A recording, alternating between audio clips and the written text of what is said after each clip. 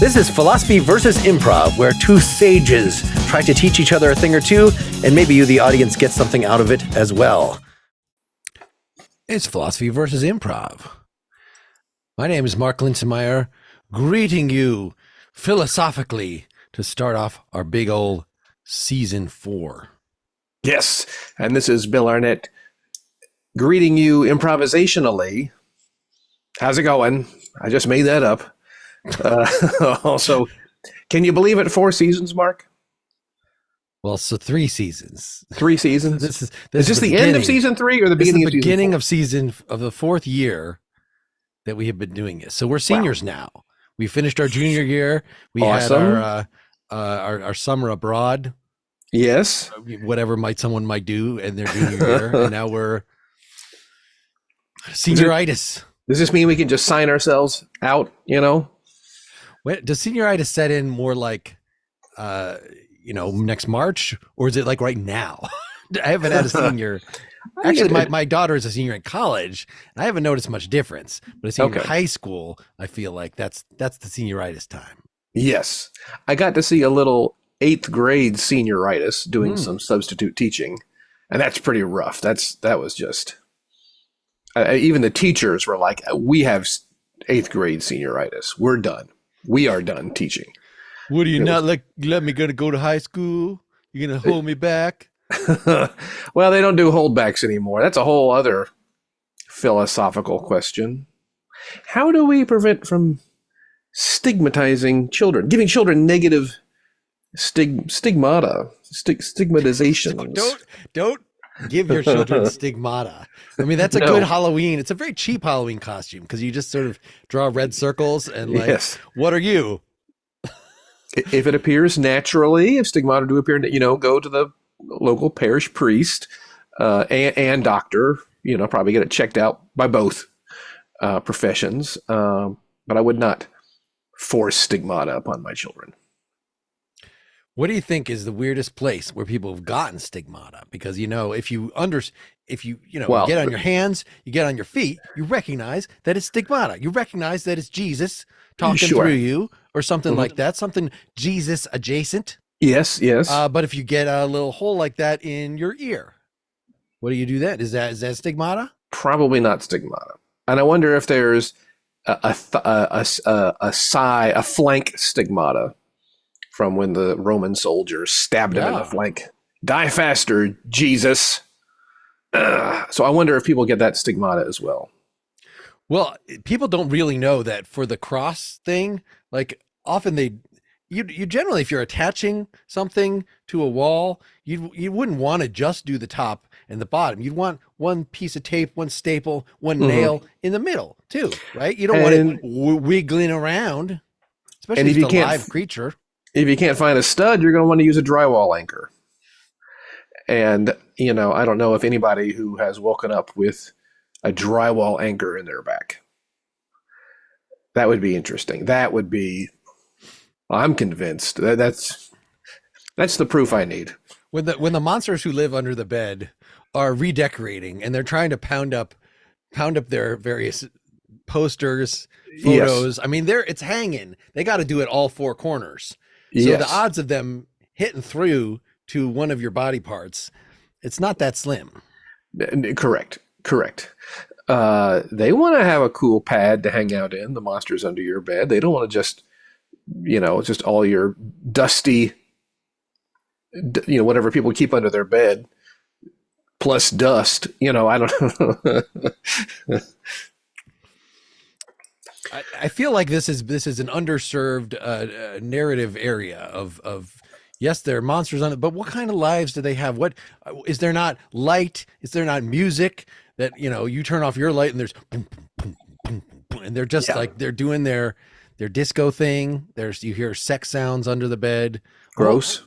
Yeah. I mean, yeah, that would be terrifying. I don't know if you've ever pardon me.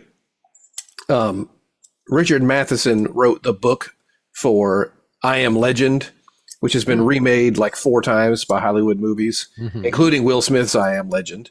And there was also an I Am Legend for Omega Man, I want to say. Charlton Heston back in the 70s made it an I Am Legend. Oh, that's the same. Yeah, well, they story? all, yes, I think it was all from the same source material, but they all missed the point.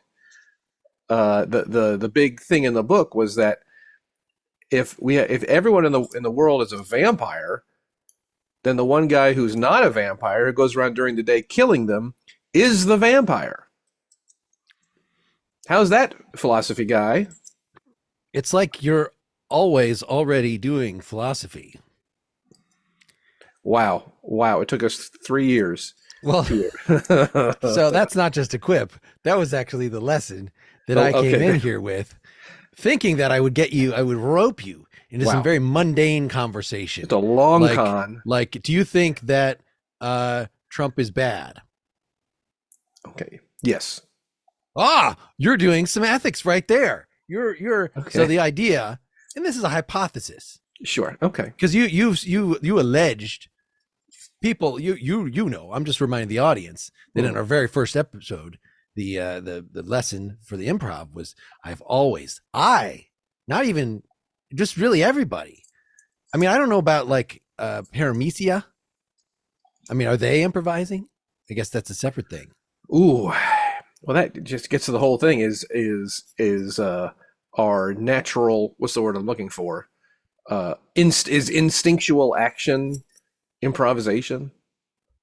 I think if you could switch it up in light of something trying to foil your so yeah, most animals, if they are going for the food and they run into, you know, somebody puts a piece of cardboard in front of the food, they don't just run into the cardboard and then just keep doing that repeatedly. They go around the cardboard, they knock the cardboard down, they do something so that they're improvising. So even the smallest creatures, let's say, have already been improvising. But have we always already been, at least humans? I'm not gonna bring the paramecia into this. No.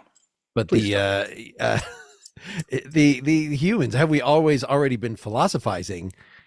And so that's a reason people say you should do philosophy, because you're already philosophizing. You're just doing it poorly. You're just doing it in a very ill thought out manner. Oh, yes. Or the philosophy teacher might say, no, actually, most people don't philosophize, and that's the problem. That doing philosophy is a questioning, is not just a making assumptions about stuff and going, you know, having a philosophy, having some underlying assumptions. It's the explicit process of stopping and looking at those. So it depends which definition of philosophy it is, whether you have already. Yeah. So we're either doing it full philosophizing or only half philosophizing. I like that. Depending. Okay. I think half philosophizing could be the name of this podcast. I don't like Donald Trump. He's stupid. Well, you're only half philosophizing. You're not asking the questions. Yeah. Okay. The questions. Do you like Donald Trump? Well, there's the question. Well, here's a fun connection between that paramecium and is instinctual action improvisation. And I think if you wanted to define improv as living entirely in the moment as to what's happening right now, then I would say that paramecium hitting a barrier and then moving around it is very much aware of its now. And like, I can't get through, I smell, you know, something, I want to get around this, I'm going to start moving around it. I think that would count, you know? So if the opposite is then not being in the moment or constantly measuring the moment or trying to consider the moment, then that would be not improv, I guess. And I think the connection, I was just doing some reading for something I was working on, but it was the how the founders of this country, the framers of the Constitution, when trying to figure out how the founders trying to figure out how to make a republic. You know, there had been some small republics, you know, city-state republics in history and throughout the Alps and whatnot, but as I learned, but there hadn't been a big one since Rome. And that was the last like huge republic that, you know, lasted any appreciable length of time. And one of the things they came across is that whole notion, I don't know which philosophers talked about it, about how many people are so inside themselves they aren't aware of what the effects of their actions might have on others, if that makes sense. And I think it's like you have to be able to transcend your own wants and needs to be able to think about politics. And I think that's true about philosophy. And you can't be so inside yourself you're unaware that, I want a job. I want those immigrants out of here. I want it's like you can't be so inside yourself to not be aware of your unaware of your surroundings. And that the rabble, what the real problem with the rabble and the marketplace is, they can't not only think about their own wants and needs.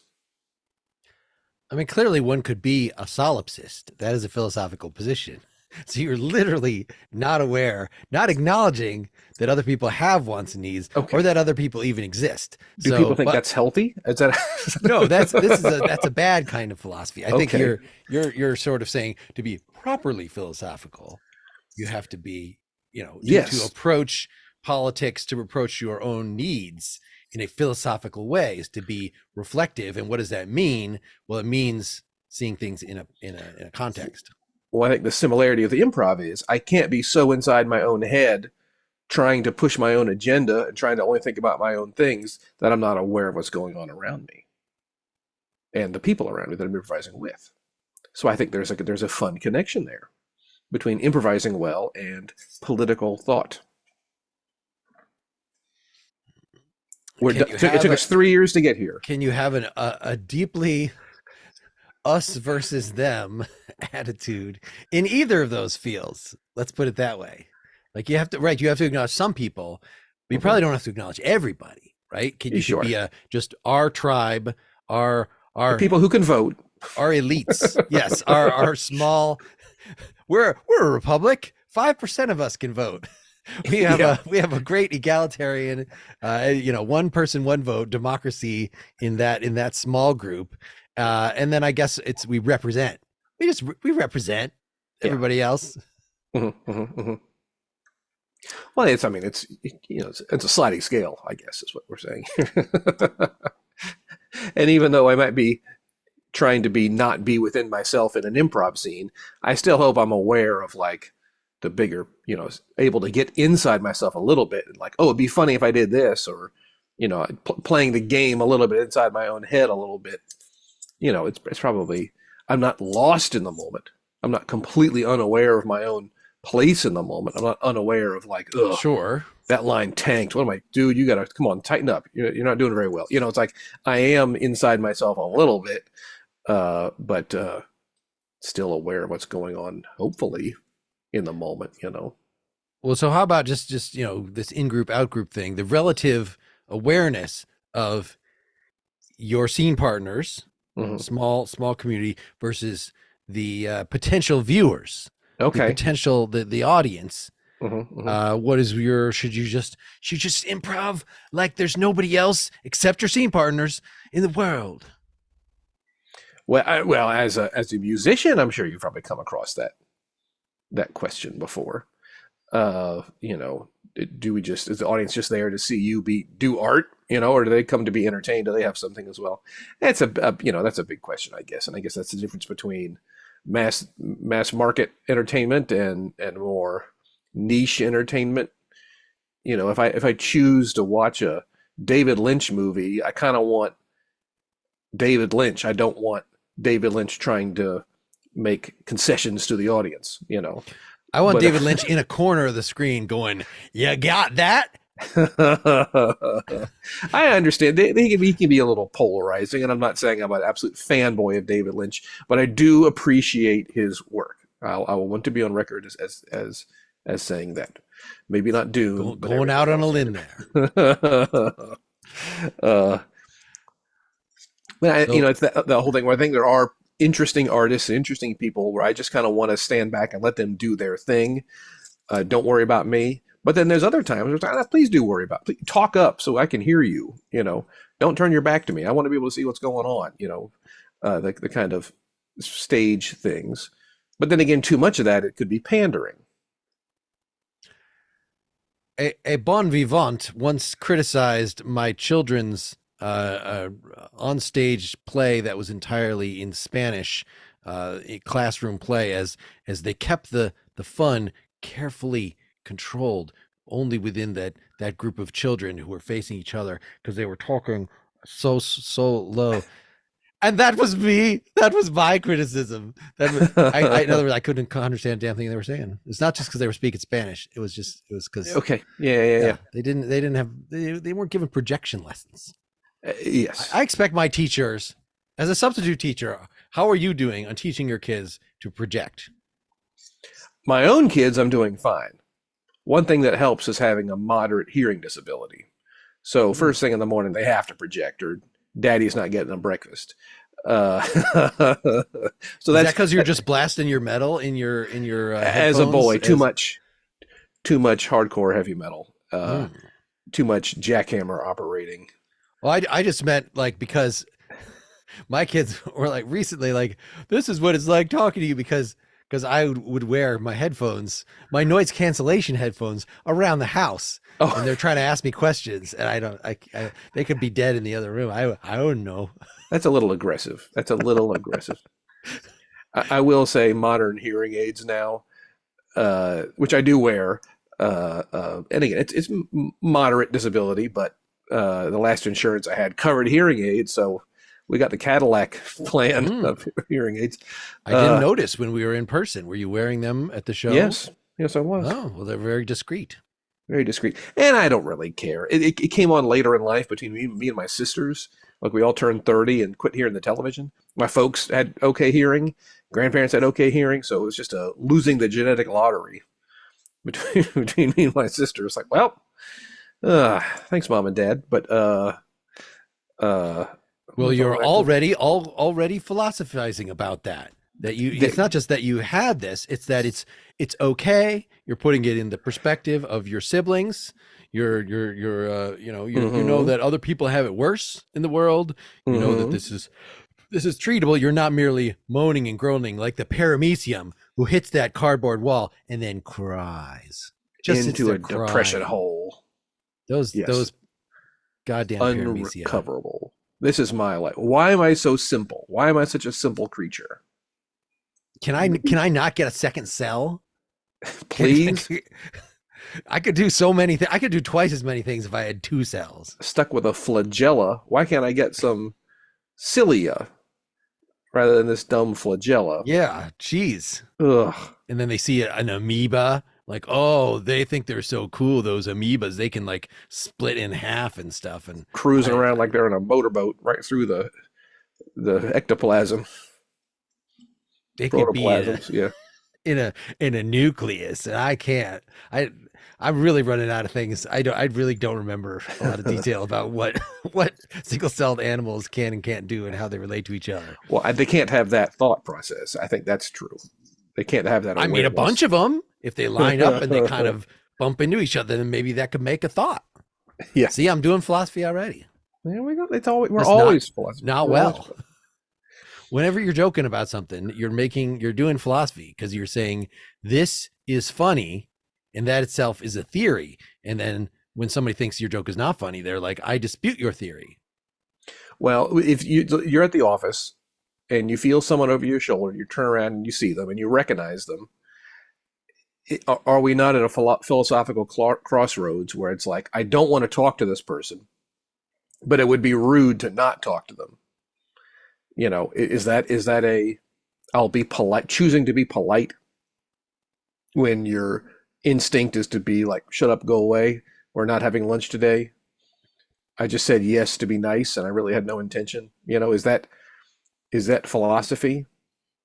I think, yeah, because it fits in with, I mean, of course, right. How fundamental is the questioning? Because you're saying there is questioning. Should I talk to this person or should I do what I want to do? Yeah. And sort of how deep does that go? Are you trying to figure out what the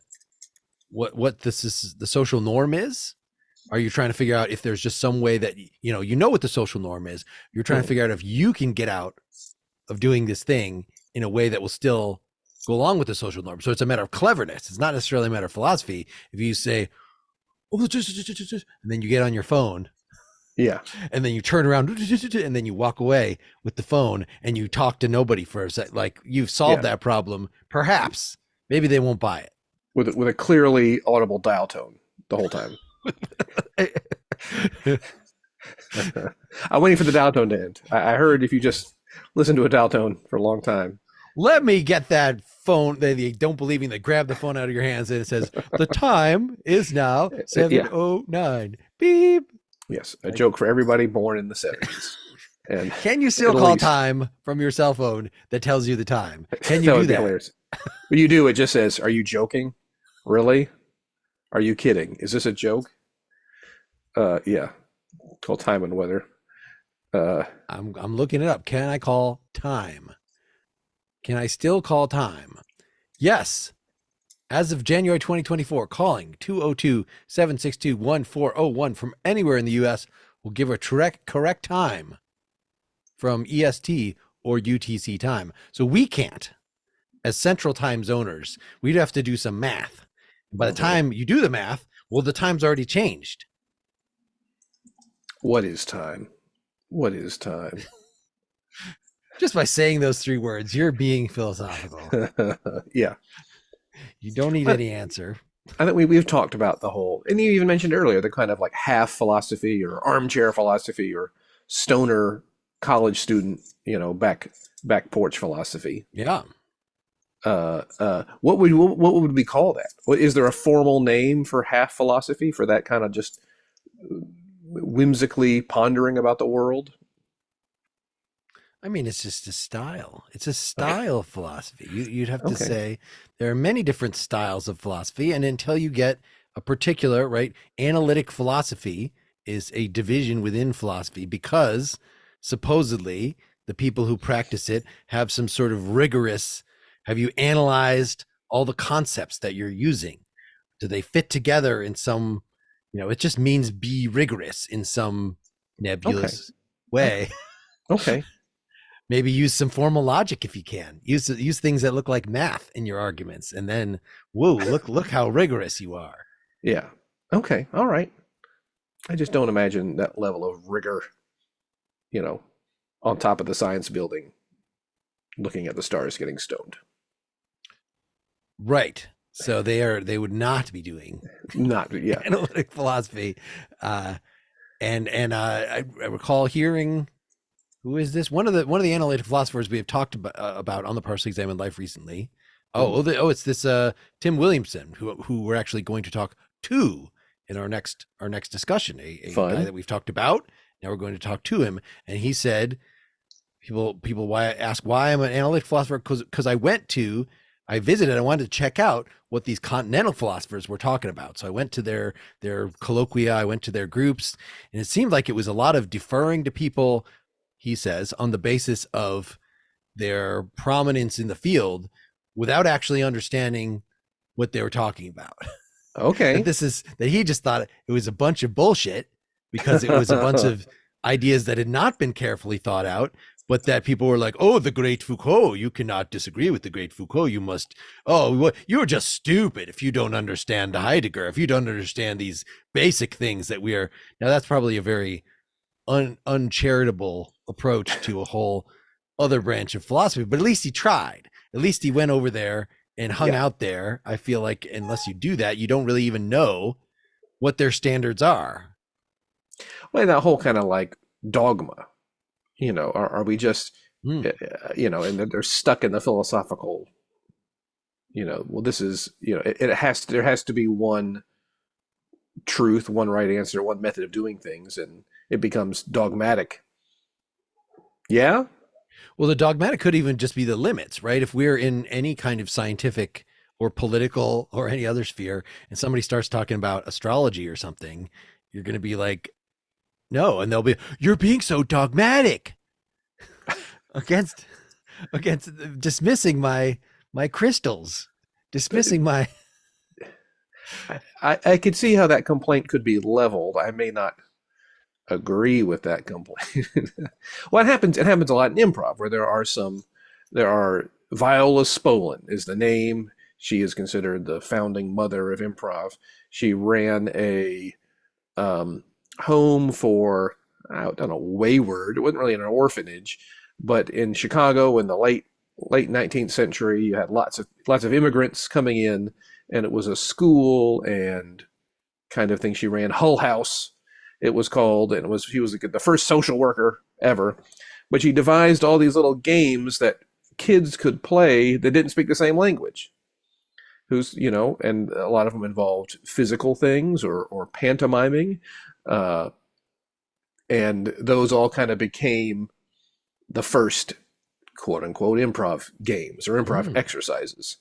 And there are many people who will still just be like, oh, hey, great show. That was really nice. I could see Spolin in there, left, right, and center. That's why it was so good, because you went to the source. And it's like, oh, what are you talking about? I've never read her book. I don't, anything that was Spolin has been, sure, it's in everything now, but so what? No one, you know what I'm saying? It was so long ago. It has been so, leveraged by everybody else that the original stuff has little meaning.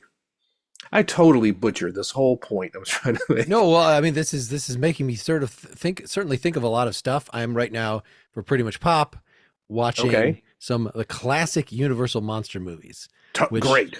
Which are in themselves pretty boring, and we knew that they would be slow paced, and but I've been a little surprised by them, because it is the kind of thing that is passed down, that what you're reacting to as a modern horror fan, or maybe even some of the movie makers, I don't know. I would imagine a lot of them have watched these. They're only from the 1930s. They're not 200 years old. They're, but they're almost 100 years old. But yes, gosh.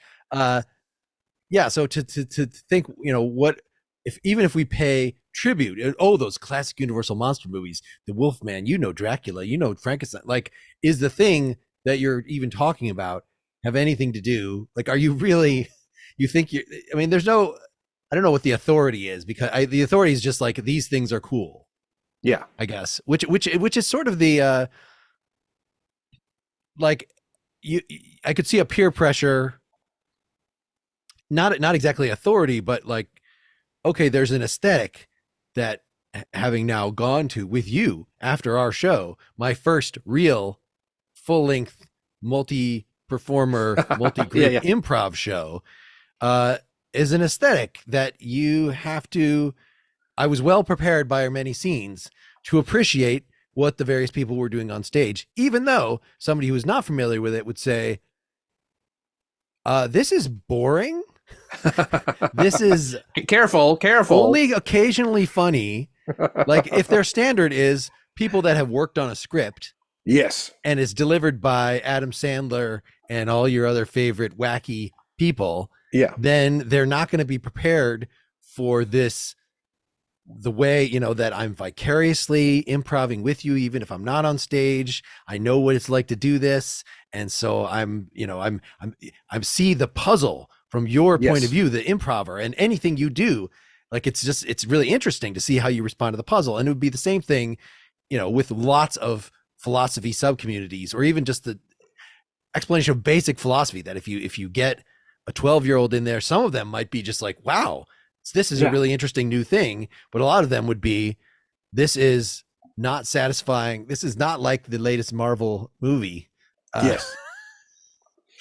Boring. Two people talking on a podcast, just talking. What's that about? Well, I was at an improv. I was a guest teacher at an improv camp. It was a long weekend camp, Improv Utopia, and they had me come out to be an instructor. It was a wonderful time, a fun time. Actually, we talked about trying to get the manager there on as a guest out there sometime. And well, one of my students was an older woman, quite easily well past 65, I'd say, and she was a psychologist, and she always had very interesting. She could not be thinking about the psychology of everything at all times, which was a little annoying. But that's what it is. But in chatting with her, she said, I kind of got involved in improv just kind of tangentially with some of these smaller groups. But she lived either in New York City or near New York City, and said, so I decided I was going to go down to one of the big improv theaters in New York City, the Upright Citizens Brigade Theater, the UCB Theater in New York. and this would have been, 5, 6, 7 years ago. And she's like, you know what? I had a hard time enjoying the show because it felt like I went to someone else's church. Everybody knew when to stand, when to sit, when to laugh, when to have what reaction, like you went to someone else's church. Mm-hmm. But I don't, oh, it's a hymn? Oh, no, okay, we don't kneel. Do we kneel? Is this a kneeling church or not? Okay, and she just felt like out of place. In that same way you mentioned, when you appreciate the aesthetic of something. So is that related to the dogmatism point, to the deferring to authority? In other words, you might stand up in the middle of an improv like, you people are all, while watching an improv performance, let's say this, when you're 2 hours into an improv, and say, you people are all, have drunk the Kool-Aid. What the hell is wrong with you? This is objectively not entertaining. You are merely deferring to authority, and people might feel ambivalent about that. I mean, that's how I feel about most things. Like, look, I realize from a certain point of view, as I'm watching like some horror anime or something like that, from a certain point of view, this is very objectionable in various ways. Yeah. But I can also get on the, I can catch its vibe well enough that I'm going to keep doing this right now. But I don't know how I feel about it. This is, guilty pleasures, or all the various ambivalent feelings we might have toward the things we consume. Yeah. You can get outside yourself a little bit in a good way. In a positive way. Well, outside in a positive way or in a negative way, right? Being self-conscious has two meanings, as we've talked about, that it's being this greater awareness that you're talking about. That's being philosophical, being a better improviser because you're aware more of what's going on. Or are you self-conscious as in self-critical, as in doubting, ambivalent, doubting, should I even be doing this? I know I've had that episode that got delayed from May to recently. That was just because we did it and I didn't know how I felt about it when we did it. And when I finally listened back to it and Tyler listened, edited it and said, this is fine. Then I was like, I should have been fine with this. This is no worse than many other things we've done. Let's put it that way. Well, isn't that what, oh boy, I probably butcher it, and I don't know how much cred Freud has anymore. But it's something talking about people with, oh boy, now I've completely butchered this thing. Psychoses, just minor. I can make it through the day, but I can't. Neurosis versus psychosis. Is that what you're talking? Neurosis. Yeah. It's the idea that it's people who can't get their own thoughts out of the way. They can't get out of their own way. That they're constantly or constantly destructively unable to think of anything other than their own place and what's going on. I thought that was interesting and kind of like, we all do it from time to time, but we should be able to turn it off, or it shouldn't get to a point where it becomes destructive or keeps us from being in the moment, being alive at any given moment, and that inability to really be alive, I think, is what would be missing from someone who struggles with neuroses.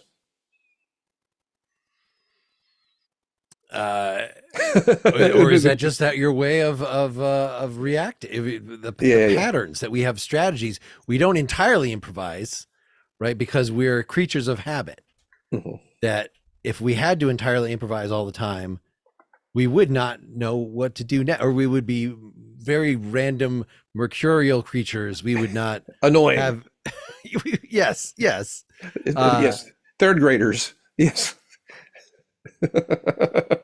So having a healthy underlying habitual layer to your personality, right? And these could be good habits. It's not just, it's things that you've cultivated so that, for instance, when somebody says a critical thing to me, I will not immediately, kick them in the face. I will have some sort of the habit of stopping to think. So I guess improvising itself could be, how do you feel about that? Like the connection between improvising, which is anti-habitual, and habit, which could provide a foundation, could say, this is the place where it's okay to improvise.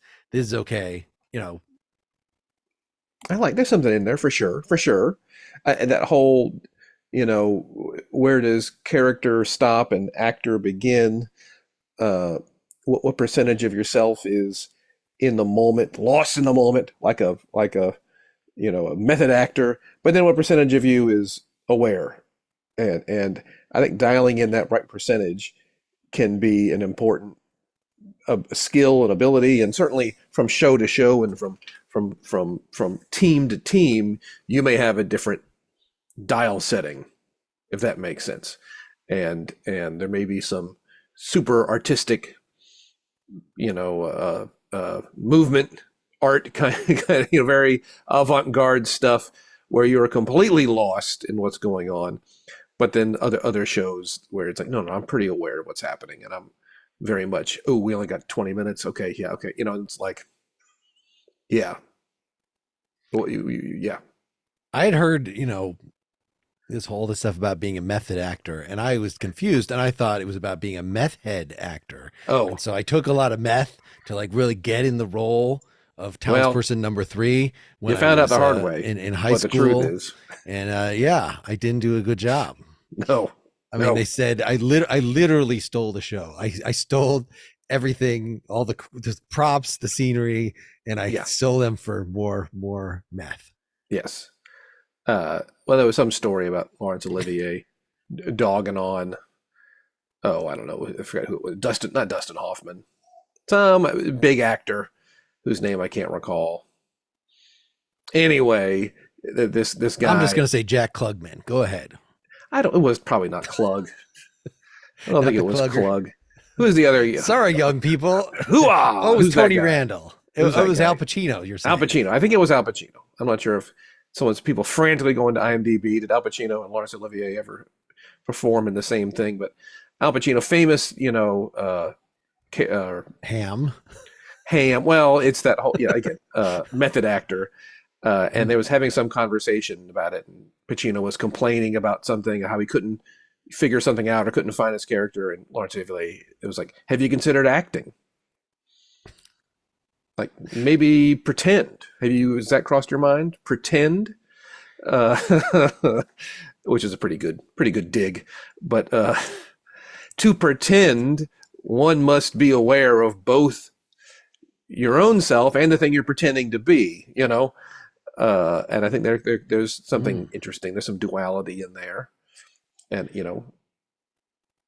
I heard something with Anthony Hopkins talking, he often does these looking off into the middle distance sort of content. And the person was asking him, so, what are you thinking of at this time? What are you putting yourself in the character?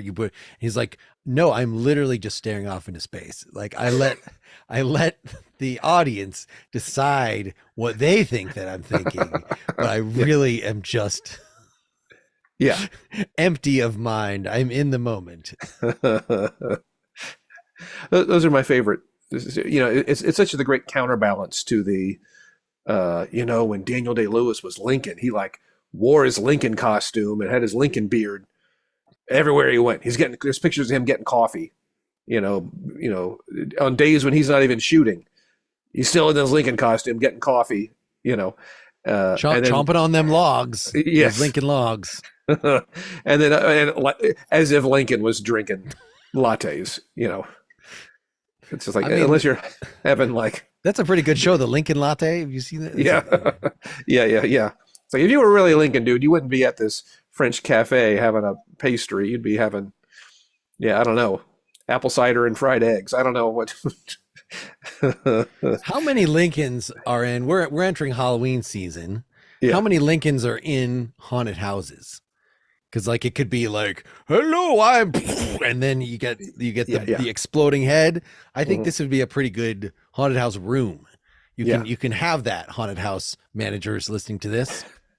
Well, I was thinking you could have the ghost of Abraham Lincoln. Oh, welcome, kids. It's me, the ghost of Abraham Lincoln. I just wanted to answer your questions and have a wonderful time taking you on a tour of the White House. And the second he turns around, you see the back of his head is just a crater, and the kids are, well, what's wrong, kids? Don't you want to learn about the White House and the Civil War?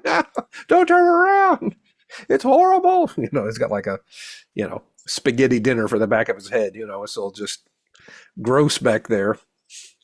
You could Poor have a whole kids. historical. I mean, did you know that Betsy Ross actually was, one of those industrial laundry machines? Just chomped her right up, and right up to her whole legs, and her lower body Oh yeah, was ground to mush, and so it'd be like, oh, look at me, I'm knitting my flag, whoop, and yeah. then you see her mangled.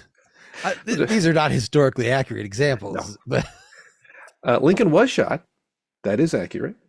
I mean, He was so shot they accurately say. as well. Yeah. There was a Stephen King short story called The Mangler, and it was about That's exactly what I oh was yeah, okay. had in mind. Industrial laundry machine possessed by a demon. It's like, really?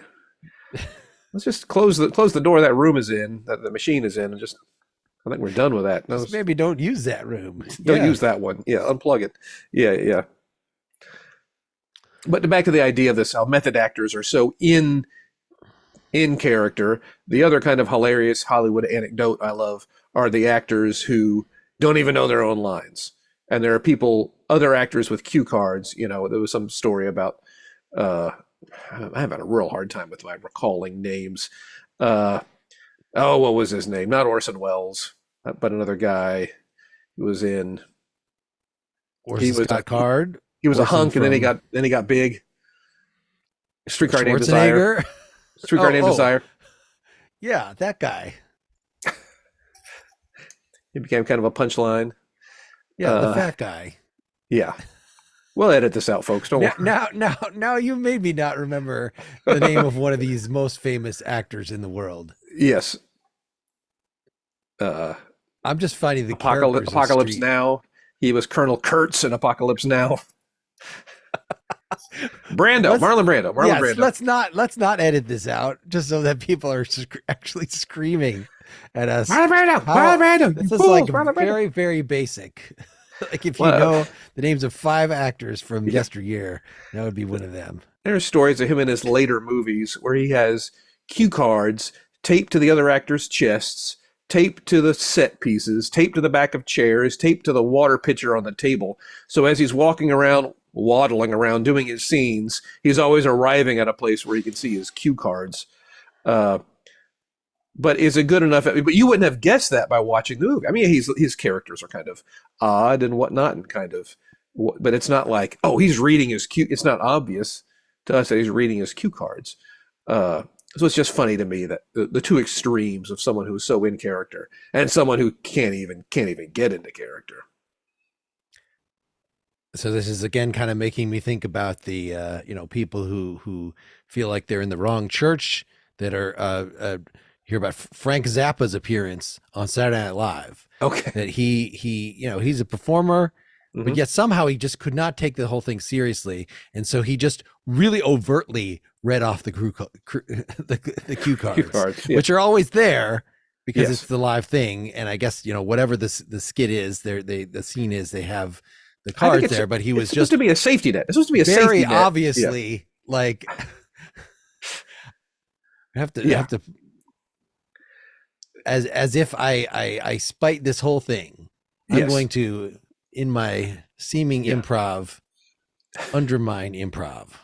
Well, it happens from time to time, and it's that was very, very funny once. Don't do it again. Like that was really funny. That's kind of like, hey, you pulled our pants down. All right, great. We're not having you back. Just FYI. Right. I feel like we should complete our do a improv scene that just lasts the whole rest of our time here, however that long that may be. And we certainly can try to sum up some of the things that have happened that we've talked about. Do you have an idea for how to start us off? That is not in an office. Oh, not in an office, huh? Step on into the lounge, Mark. You can come into the teacher's lounge now. You're a senior. You can step into the teacher's lounge. Because I'm a senior, I get to be you can come and meet your professors and the teacher. It's fine. Feel free to grab some coffee or light up your pipe here at Brambleberry College. Okay. We like to think of our seniors more as peers than as students. I mean, I see a lot of seniors around here that they seem to all be a minimum of 70 years old. You seem to be the youngest professor among them. Among the professors. I am. It's fine. It's fine. Are you 21 yet? Doesn't matter. Grab a brandy. Grab a brandy and meet me in a chair by the fire. Wow, is this what it's? Is it? So this is part of your trying to get me to apply to grad school. That this was what might await me. You've seen right through me. You've seen right through all of us. If you feel grad school is in your future, but if you don't feel, in fact, let's talk about your fourth year. Fourth year now, Mark. Yeah. What are we going to accomplish? Well, I figured maybe not be in school anymore. Okay. Graduate. Graduate. Matriculation. I feel like I've been doing classes for a long time. It's been 12, 13, 14, 15, 16. I'm going to count kindergarten. I was actually in nursery school, so 19 years. That's a lot of school. Do you think that that's maybe enough? We could just be done with this whole or I wouldn't get to be in this lounge. Maybe I could be a janitor in this lounge. Well, you still have one more year to attend, and I would hope any graduate of Brandlebury College, you got it, would certainly be more the janitor, perhaps head janitor, perhaps grounds manager. Yeah, no, I think with my degree here from Brandlebury, I'm very inspired by our team, the Brandlebury Chuck Paws, the Brandlebury Chuck Paws, and their mascot, Mr. Chucky the Chuck Paw. He's always like chucking. He's always digging. I feel like there are always new places I can go. That's why grad school seems like it's not a new place to go. It seems like it is continuing to be in the same place. Okay. So perhaps at the conclusion of this year number 4, you will leave your education? That is definitely a hope, because there's a whole wide world out there to explore, to chuck through. Wow. Okay. I have heard of students having a gap year, of using the time to go out into the field, out of the laboratory into the field, and see what that is like. See what that world is like, and how it pertains or doesn't pertain to their formal education. Yes, at the very least a gap year. I am a little afraid, I will say, having been so institutionalized by these 19 consecutive years of schooling, that maybe out in this wide world, I will feel a sense of, it's like those people who've been in prison for so long and they don't know what to do with themselves. And so they come back, they commit crime, they are recidivists. Yes. Recidivists. Yes. So I might have to, come up with a research idea that I have to come back and have the resources of the university and the Chuck Paws. Your grades have been acceptable. Are you aware that in the real world there is no quiz bowl? You can't just like memorize something the night before and then, you get your paycheck. Well, that's just not how. There's just no quiz bowl in the real. So I know you're a captain of the quiz bowl team and have brought much glory here at Brandlebury. I mean, there's you could go in a bar and there's trivia that's sort of similar to quiz bowl, right? So there are things that are sort of like the reward systems that we get in school outside of school. So I've heard. I've never been out there. I hear if you do well in a quiz bowl, you may get some free mozzarella sticks. If you feel that will pay the rent, moss sticks with a side of marinara sauce. I mean, can you get, I know pretty much what you do. Like, there's nothing you actually produce that makes enough money to pay your salary, right? So no, on the contrary. I produce minds. I produce brains of future leaders. You are aware that the CEOs of several Fortune 500 companies have considered sending their children here. I guess I didn't know that. I mean, that's a good scam you got going there. I'm just wondering, is there a way that outside of the university environment, I can also get people to pay me to kind of dick around and do the kind of stuff that you do without, being Sailor talk. Sailor talk. Yes. Well, I'm sure there is. I'm sure there's many corporations and businesses. Tell me, what do your parents do? Are they CEOs or COOs or CFOs? They're professors. Ah. Yeah, so pretty much even before I was in nursery school, I was in scholastic environments. I was living on campuses. It was Elderwine University is where they yes, a fine liberal arts college here in New England. Yeah, one of many. Yeah, so I really got that kind of,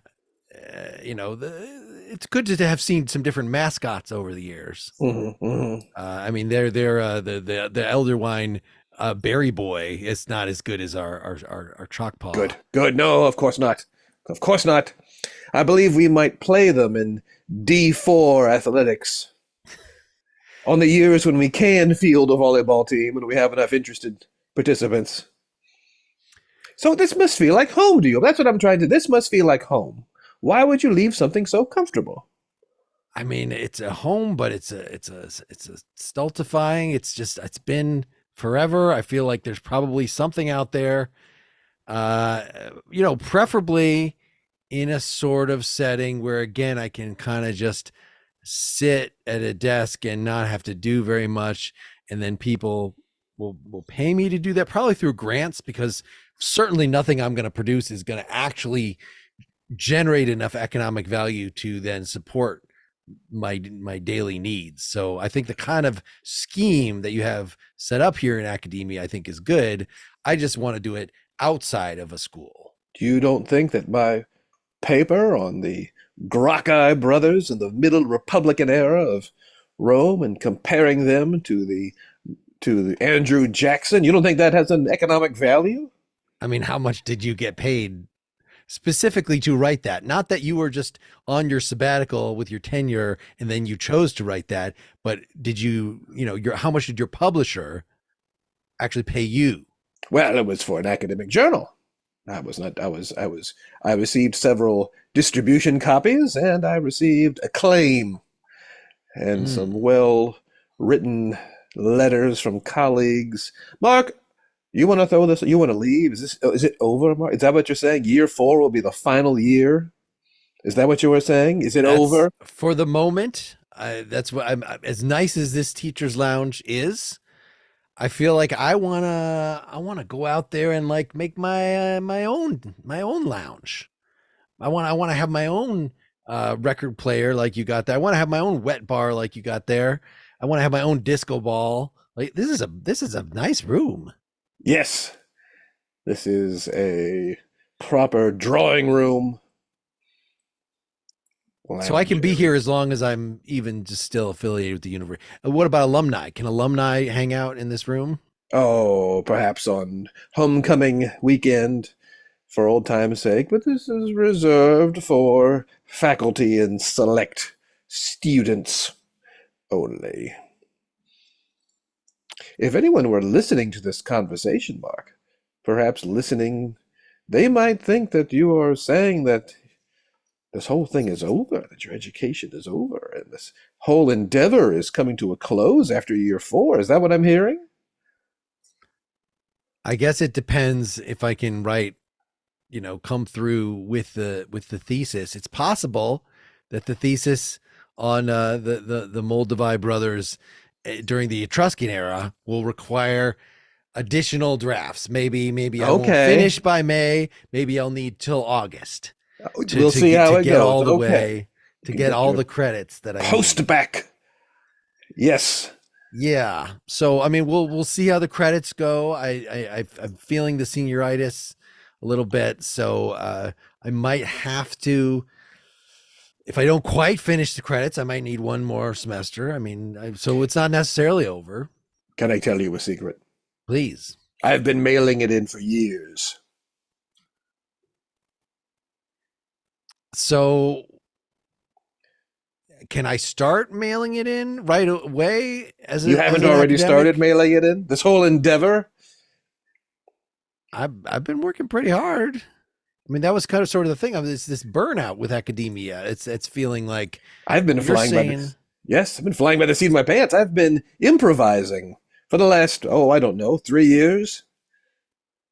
So when you come in and you say, well, I have this whole lesson plan, but I need to speak directly to you, and you throw your lesson plan to the side, is there anything written on those papers? Yes. Takeout menus from local Chinese restaurants. Wow, this is pretty eye-opening. I guess I didn't realize that once you get in the teacher's lounge, then all the secrets of being a teacher, this is actually sounding less bad. This is sounding less like I would be, told to do this, do that, do your homework, sit up straight, get your, do your lab, get your frontal lobotomy, all the stuff that I keep having to do year after year, all these 19 years of schooling. It seems maybe that just being in a school, but getting to set the rules myself might be actually a different thing. A task may never end if you never do it. Well, these are very inspiring words. I'm going to have to think hard on this. Maybe let's do some drinking. That sounds like a good idea. I hope no one listening into this conversation will become disillusioned. I'm looking around for microphones. I don't think anyone's listening to this conversation, but good. I mean, good. I perhaps if there's some sort of God, I'll have to incorporate that into my next into my thesis. And once you allow the infinite into your thesis, I guess it could take infinitely long to complete. And maybe my parents will keep paying tuition as long as it, grad school might take.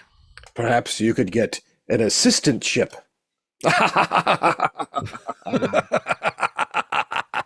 The good brandy's in the crystal decanter. Help yourself. All right, that seems a good. Okay, there it is. Okay, there it is. You were really going method there. You got a voice. Well, no, it was funny. I forgot what you had said, but I was just like, oh, he wants to leave after 4 years. Is he talking about the show? Are you talking about the show? I didn't think I was talking about the show. Jeez. Wow. Are you talking about the show? I'm the one. You're the one who hasn't gotten paid for quite a long time. No, I don't think I was talking about the show. Okay. You'll know when I'm talking about the show. You'll know when I'm talking about the show. That's going to be the season finale when we have the brawl. Even if we're not feeling like it, let's just schedule that. Yes. We gotta. I don't know if we've even indicated the start of the season before in our. Yeah. Have they been mailing it in this entire time? Stay tuned and find out. Wait, I don't want to stay tuned if they're mailing. I've been zooming it in. I mean, is that the same thing? Is that the modern version of mailing? I do. We do communicate over email. I don't know if that counts. A little bit. We do mail, but I think a lot of jobs involve mail. What is actually the problem with phoning it in? Is that like I was supposed to go there, but instead I just phoned it in? Well, you're supposed to Zoom call it in. Oh, okay. So it just seems like with the advent of telecommunications, phoning it in is not such a bad thing anymore because it means the whole thing. I don't know. Yes. I guess as some final words, what do people have to look forward to this year? Do you have any predictions? Do you have any? We are trying to get some fun, interesting guests, and more fun and interesting guests. We've hit all the low-hanging fruit, and I think my knowledge of philosophy has grown. Mark's talent as an improviser has grown as well. So yes, we, you people listening, if you've gotten this far, if you have this much sympathy with us, probably there's somebody, oh, my aunt lives across the street from Red Fox's grandchild who can do a spitting image of impersonation of Red Fox. Please reach out to us and connect us with Red Fox's twin grandson, clone, as it may be, so we can have some Sanford and Son action right here on this show. Yeah, Sanford and son, Sanford's son. Yeah, Sanford's grandson. This should be a revival show. Both Sanford and Son are dead, but there are new generations of Sanford, and they still work in the junkyard. In the junkyard.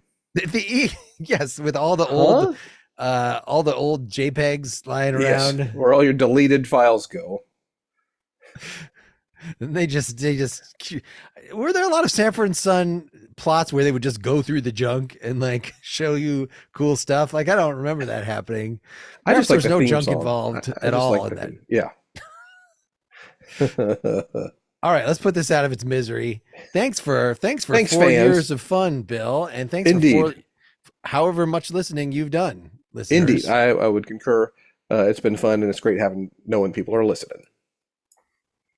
Bye. Thanks, everybody. I should sell my soul. Bankrupt.